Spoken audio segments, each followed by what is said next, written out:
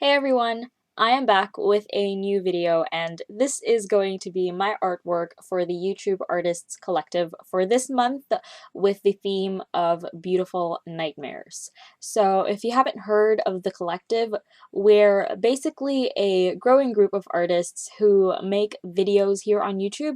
And I say growing because there were only 4 of us when this started, and now there's so much more, which means a bigger collaboration. So I will link everyone else's YouTube channels in the description box so you guys can check them out as well, though I'm fairly sure that you'd be subscribed to most, if not all of them already. And with that said, let's get started. As I mentioned already, the theme we're working on is Beautiful Nightmare, which is a pretty interesting theme since it has contradicting associations. So it'll be interesting to see what other artists come up with. For my drawing, I started by brainstorming things that were considered beautiful and things that were considered to be a nightmare or something creepy. In the end, the thing that came into mind and really stuck with me was the idea of a femme fatale, which, if you didn't know, is a character stereotype, which is commonly a beautiful and seductive lady who's actually very sinister. She's technically a dangerous woman, and you kind of know this immediately when you come across this character. Like, she's not meant to be innocent at all. She's meant to look confident and intimidating, yet you can't help but fall under her trap. And that's essentially the starting point of this artwork's development.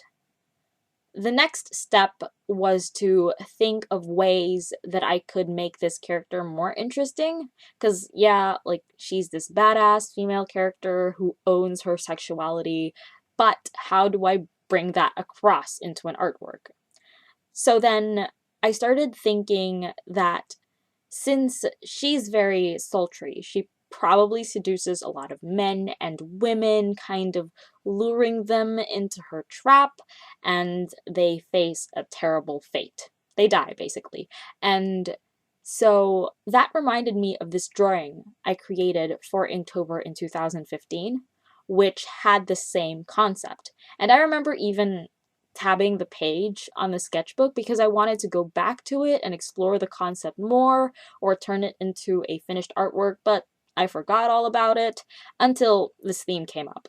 So it saved me a bit of time to come up with a fairly solid idea. I mean, at that stage, it wasn't as resolved, but I knew what elements I wanted in the drawing. Like, I knew I wanted her to be surrounded by skulls, and she'd cradle one as if to show intimacy between her and this dead person's skull. But at this stage, I still had to figure out the composition and colors, etc. So I did some more sketches from here, changing it around and playing with the elements to see what kind of ideas I wanted. I don't always test out my ideas. It's like I have 20 ideas all in my head, but I only do like 2 sketches. This is to save time since I kind of pick out the ideas I like and eliminate the ones I already know aren't going to work. I do this all in my head, and when I draw the chosen ideas, it's usually to get a better sense of how it might look on paper. Also to evaluate it, whether it's what I want the drawing to be or whether it deviates way too far from the original idea.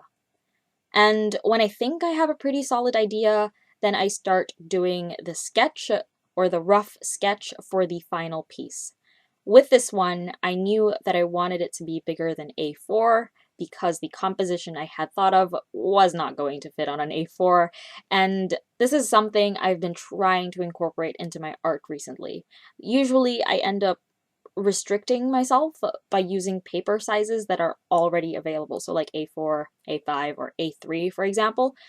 I would try to fit the composition on those specific dimensions, like on an A4 paper, and it wouldn't always turn out right or its best, because you end up distorting the composition and proportions that you had in mind. I mean, it might still look good, but it might also not look its best. So what I did was I sketched on small paper because I'm more comfortable with small surfaces. Then once I was happy with the composition and proportions, I enlarged the sketch and transferred it to the paper I was going to use for the final drawing, which is a watercolor paper by the brand Chelsea. First impression is that it was too thin for my liking. When it comes to watercolor paper, I really like 300 GSM paper since it makes it feel more like a finished artwork. I don't know, but something about thick paper gives that impression. I did like the texture and the color of it though, which I think went well with the media I used, so I'm fairly happy with the paper and the overall outcome of the drawing. As for the other materials I used, they are all listed in the description box below, so have a look if you're interested. I will now add some music and come back later once the drawing has developed some more.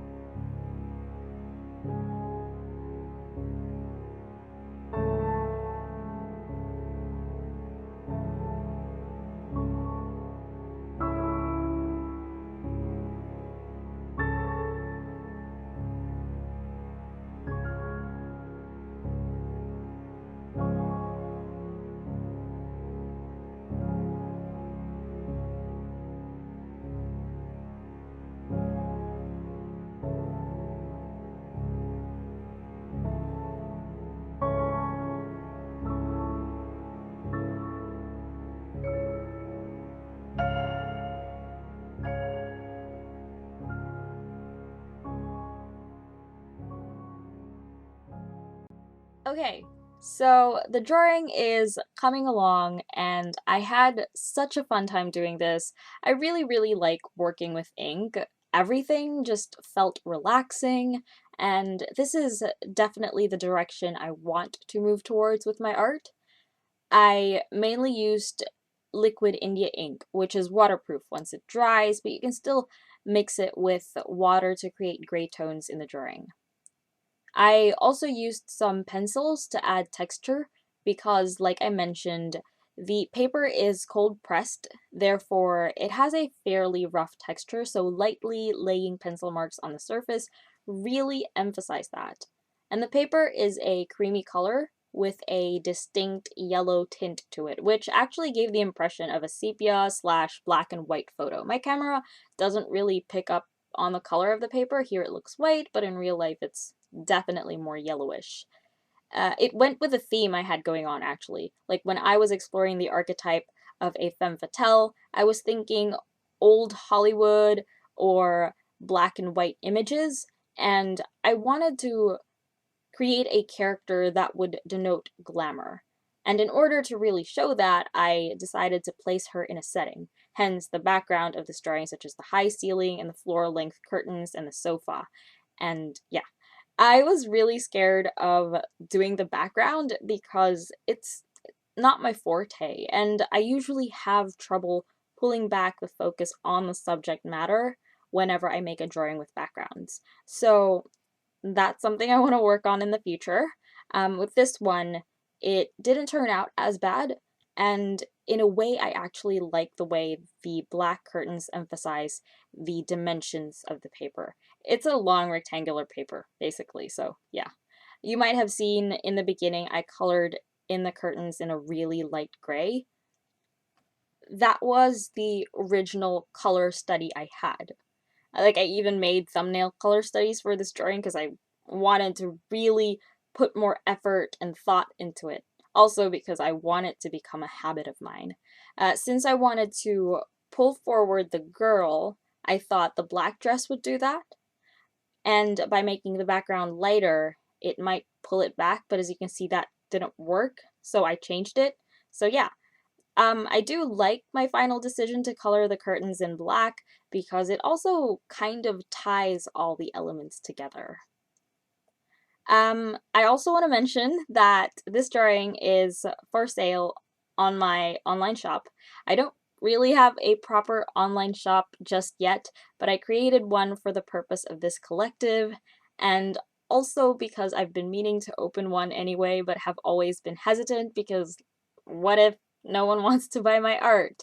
That really lowers my self-esteem, but I mean, it's a risk anyway as an artist. So, like I said, this drawing is available to purchase. It is 14 by 7 inches, ink and graphite original drawing on cold pressed watercolor paper. I will leave the link to my store Envy in the description box below, so if you're keen to purchase an original artwork from me, I would really appreciate it. I can only accept PayPal for the payment as of now, but hopefully in the future I can also use the Stripe feature of Store Envy. It is also signed, of course, but I don't like to make my signature too obvious in all of my artwork, so you might not be able to see it in this video, but the end image should show it. So yeah, I think that is it for this video and for the narration. I really hope you enjoyed the video, and if you did, please give it a thumbs up and subscribe if you haven't already. Feel free to check out the links in the description box of my Facebook, Twitter, Tumblr, and Instagram. And thank you so much for watching, and I will see you in my next one.